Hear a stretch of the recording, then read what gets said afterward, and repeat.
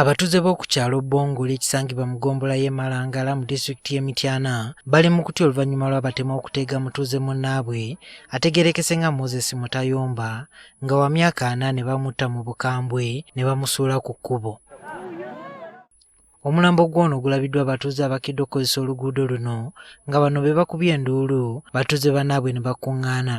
Yandibadde omulala naye omwana enzaabwe ow'okukyalo dde bulungi ekyeggulo nampa nusu 5 nywewo akawalagi ne muganze sinywa walagi omuntu bamutemi okufuna akadde okusobola okujja okulaba asanze ddala buteereka omuntu ali ku kkubo yagudde.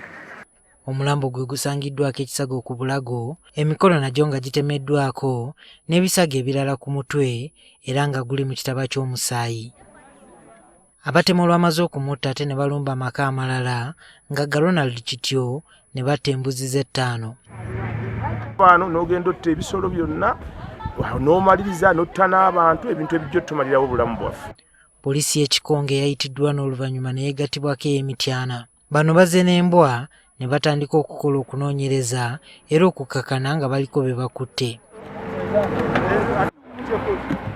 Abakwatiddwa kuliko Swale Ssuuna, Faizo Muhammad ne Badiru Kizito nga bonna batuuze b'oku kyalo Bongole mu disitulikiti y'e Mityana. Bano batwaliddwa ku poliisi y'e Mityana bagiyambeko mu kunoonyereza.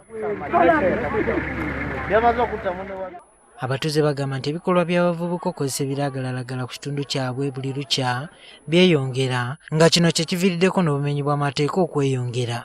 Bwe yajja nansanga awo nanga masenga kiki neefukamiza we nemugaye tugere wali wa nasali ngajja kulemera wa nasali naga asula mumanyi suna mumanyi kati kyagera okutusaako nendebulungule manyi mbadde nsaba gavumenti etuyambeko nga bwe muzze tube tetulowooza nti omwana alina omutima omubi bwe guti.